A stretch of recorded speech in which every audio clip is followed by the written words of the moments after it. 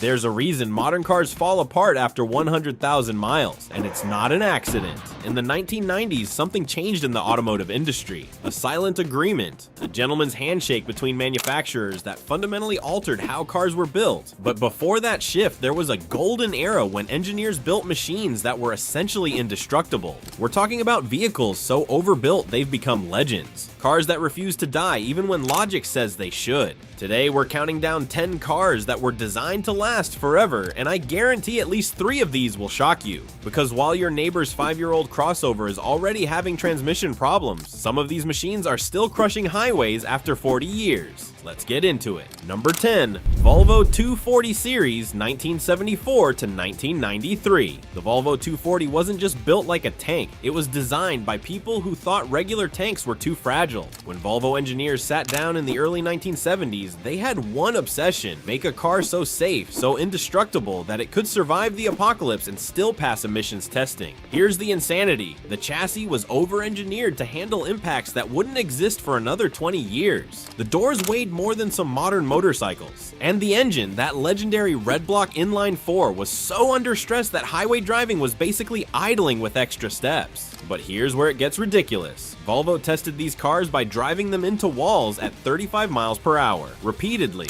Then they'd pull the car out, make sure it still drove, and hit the wall again. They tested door hinges for 100,000 cycles. They ran engines continuously for months without shutting them off. Quality control inspectors would literally reject cars for panel gaps you couldn't see with a microscope. The result? There are Volvo 240s with over 3 million miles on them. Not rebuilt engines. Original blocks. Million-mile Volvos became so common, there's an actual club for them. In Sweden, people inherit these cars across generations like family heirlooms. The joke in Scandinavia is that Volvos don't die, they just get passed to younger relatives. Number 9, Toyota Land Cruiser FJ40, 1960 to 1984. If the Toyota Land Cruiser FJ40 could talk, it would probably just grunt and keep working. This wasn't a vehicle, this was a mechanized middle finger to the concept of failure. Toyota engineers didn't ask, what if something breaks? They asked, what medieval torture could we subject this to that wouldn't break it? And then they built it stronger just to be safe. The FJ40 was originally designed for the Australian outback, not suburban Australia, the actual outback, where roads are theoretical concepts and the nearest mechanic might be 500 miles away through terrain that would make a mountain goat reconsider its life choices. Here's what Toyota did. They took components that were already overbuilt and said, not enough.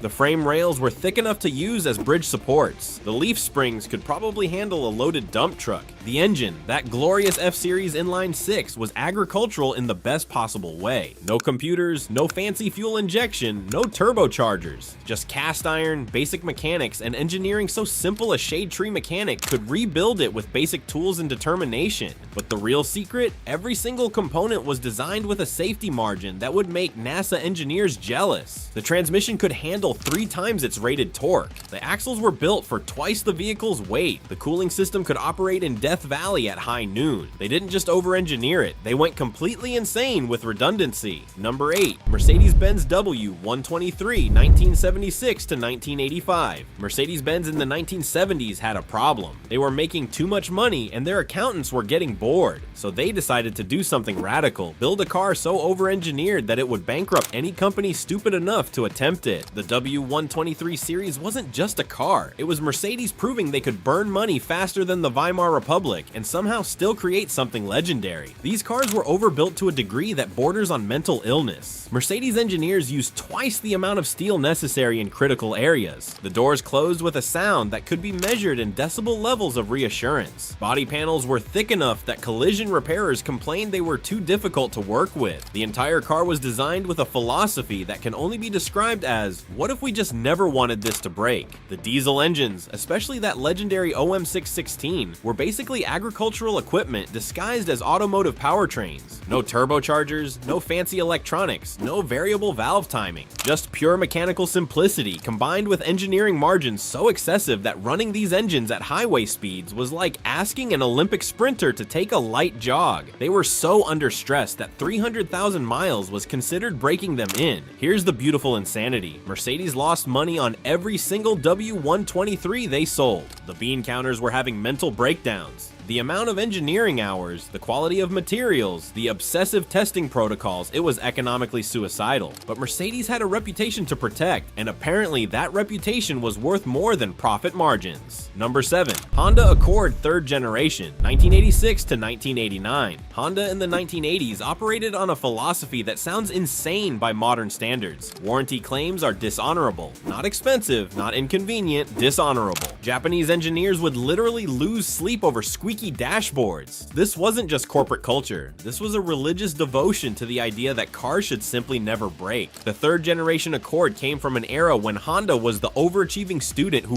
ruined the curve for everyone else. While American manufacturers were cutting corners faster than a NASCAR driver on a short track, Honda engineers were having meetings about meetings to discuss the optimal thread pitch for seat adjustment mechanisms. The attention to detail was borderline pathological. These Accords were built with an obsession that's difficult to comprehend. The engines were masterpieces of simplicity. The fuel injection system was so straightforward that shade tree mechanics could diagnose problems after a six-pack. No complicated computer systems, no 17 different sensors waiting to fail, just pure mechanical efficiency wrapped in Japanese perfectionism. The manual transmissions shifted like Swiss watches. Owners routinely reported 300,000 miles with nothing more than oil changes and the occasional timing belt, and we're not talking about babied garage queens. These were daily drivers, commuter cars, vehicles that saw every kind of abuse and just absorbed it like automotive sponges. But here's what really separated these Accords from everything else. The detail work was absurd. Door hinges were over-engineered to the point where closing the door felt like sealing a bank vault. Weather stripping was designed to last decades. Even the cup holders, when Honda finally added them, were tested for 100,000 insertion cycles. Number 6. Jeep Cherokee XJ, 1984 to 2001. When AMC engineers designed the Cherokee XJ in the early 1980s, they apparently looked at conventional automotive wisdom and decided it was for cowards. Instead of building just another SUV, they created what can only be described as a motorized act of defiance against the very concept of vehicle mortality. The XJ wasn't just tough, it was survive the apocalypse and then drive through the rubble tough. The secret weapon was the unibody construction, which sounds boring until you realize it made the XJ lighter, stronger, and more rigid than traditional body-on-frame SUVs. It was like origami made of steel. Shouldn't work, somehow did. And then there was the engine. That 4.0-liter inline-six wasn't just reliable, it was basically immortal. Jeep engineers apparently confused engine design with building a doomsday device. These engines regularly hit 300,000 miles while being maintained with what can only be described as the automotive equivalent of thoughts and prayers. Oil changes? Recommended but apparently optional. Proper maintenance? Helpful but not required. The 4.0-liter just kept running because it literally didn't know how to quit. What made the XJ truly special was its brutal simplicity. No fancy electronics to fail. No complicated all-wheel drive systems with 17 different modes for terrain you'll never encounter. Just a transfer case, solid axles, and enough ground clearance to drive over your problems. Or rocks. Mostly rocks. The cooling system was so overbuilt you could probably use it to cool a nuclear reactor. The transmission was legitimately bulletproof. People have shot them and they still worked. But here's where things get weird. The XJ created its own cult, not a metaphorical cult. An actual community of devotees who worship these things like mechanical deities. They call it the XJ Mafia, and they're not kidding. These people will defend their Cherokees with religious fervor. They swap stories about XJs with 500,000 miles like fishermen talking about the one that got away, except these stories are actually true and usually documented. Number 5. Ford Crown Victoria, 1992 to 2011. The Ford Crown Victoria was designed with one question in mind. What if we built a car that absolutely refused to die no matter how badly it was abused? This wasn't a luxury sedan. This was a four-door bunker with a V8 engine and an attitude problem. When Ford engineers sat down to design the Crown Vic, they apparently decided that subtlety, efficiency, and modern automotive trends could go straight to hell. This car was built on a body-on-frame platform at a time when everyone else was moving to unibody construction.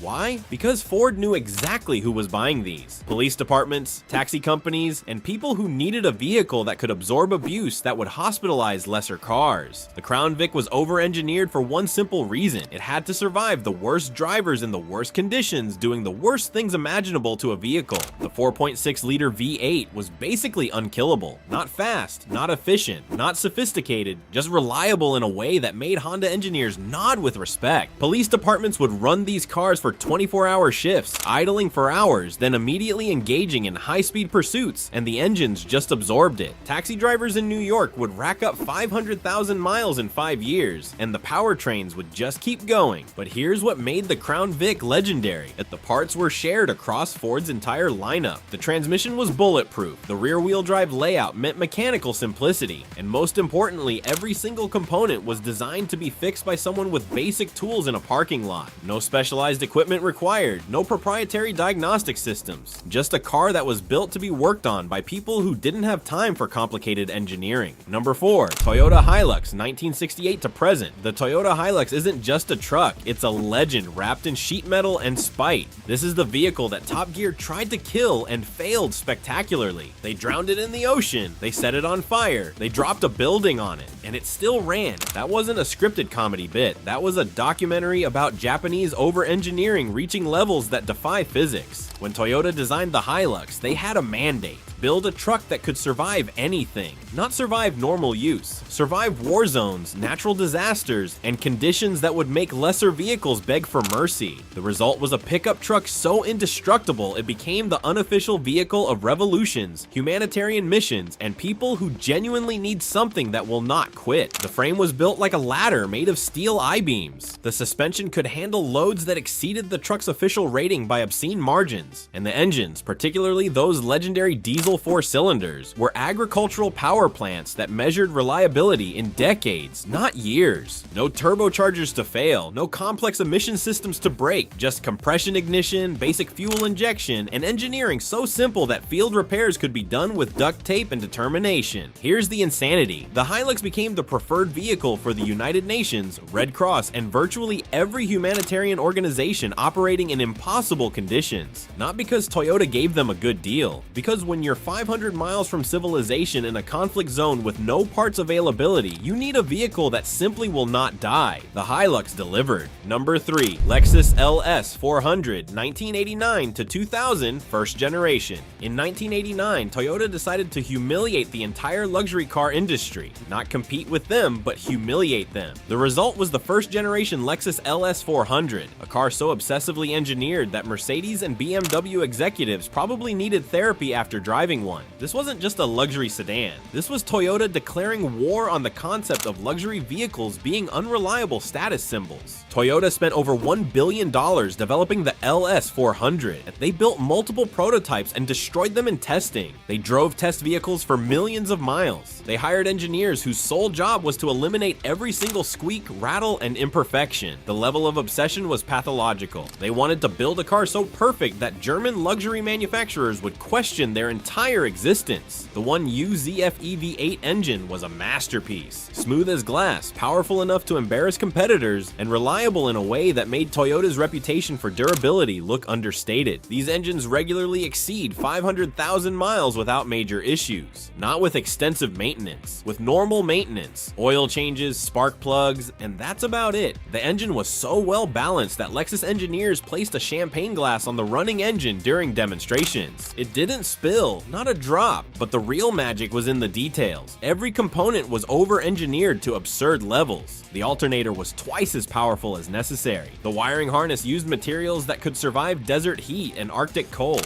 The transmission was so smooth that shifts were imperceptible. Door seals were tested for hundreds of thousands of cycles. The paint was applied in multiple layers with obsessive attention to thickness and consistency. Number 2. Volvo 850 Turbo Wagon, 1993 to 1997. Volvo in the 1990s had a radical idea. What if we built a station wagon that could outrun sports cars, survive head-on collisions with semi-trucks, and still haul your kids to soccer practice? The automotive world laughed. Then Volvo built the 850 Turbo Wagon, and suddenly nobody was laughing. They were too busy trying to keep up. This wasn't just a fast wagon. This was Volvo's engineers having a midlife crisis and deciding that sensible family transportation needed a turbocharged 5-cylinder engine that sounded like a rally car and a chassis that could handle Nürburgring levels of abuse. The 850 Turbo Wagon was what happened when safety-obsessed Swedish engineers decided to build something genuinely exciting without compromise. compromising their core principle. This thing needs to be indestructible. The 5-cylinder engine was a stroke of genius wrapped in unnecessary complexity that somehow worked perfectly. Turbocharged, transversely mounted, and built with a level of durability that made it essentially bulletproof. These engines regularly exceed 300,000 miles with basic maintenance. But here's the crazy part, they were fast, genuinely fast. Volvo entered the 850 Wagon in the British Touring Car Championship, a station wagon, in a racing series, against purpose-built race cars, and it was competitive. The chassis was over-engineered to handle way more power than Volvo officially installed. The suspension could absorb potholes that would swallow compact cars. The brakes were absurdly oversized for a family wagon, and the safety structure was so robust that crash test dummies in 850s probably had better survival rates than passengers in other manufacturers' flagship sedans. But what made the 850 Turbo Wagon legendary wasn't just performance or safety, it was the combination of practicality and durability. You could fit an absurd amount of cargo in the back, drop your kids off at school, then absolutely embarrass a Mustang at a stoplight, all while sitting in a car built like a Swedish bank vault on wheels. Number 1. Dodge Ram 2500 Cummins Diesel 1989 to 1993 first generation. Here it is, the absolute legend. The truck that redefined what durability means in the automotive world. The first generation Dodge Ram 2500 with the Cummins 12-valve diesel engine. This wasn't just a truck, this was a rolling testament to the idea that some machines are built so well they become immortal. In 1989, Dodge made a decision that changed everything. Instead of developing their own diesel engine, they partnered with Cummins, a company that built engines for semi-trucks, industrial equipment, and machinery that needed to run forever. The result was a 5.9-liter inline-six diesel engine that was essentially a detuned commercial engine dropped into a pickup truck. And by detuned, we mean it was running at about 60% of its capability. This engine was so under stress that towing maximum capacity was like asking an Olympic weightlifter to carry groceries. The 12-valve Cummins had no computer controls, no fancy electronics, no emissions equipment that could fail, just pure mechanical diesel injection, a cast iron block thicker than some people's skulls, and a bottom end that could handle twice the horsepower Dodge officially rated it for. These engines don't just last, they laugh at the concept of mechanical failure. Owners routinely report 500,000 miles. That's not unusual, that's expected. There are documented cases of first-generation Cummins engines exceeding 1 million miles on original blocks without rebuilds. Not exaggeration, actual documented cases with maintenance records and odometer photos. These engines are so durable that the trucks rust out around them, and people will pull the engine and put it in another truck because the Cummins outlives the vehicle. But here's what makes this combination truly legendary. The rest of the truck was simple, agricultural, and built like farm equipment. The transmission, while not as bulletproof as the engine, was rebuildable with basic tools. The chassis was overbuilt for the era. The suspension could handle payloads that would cripple modern trucks. Everything was designed to be fixed, not replaced.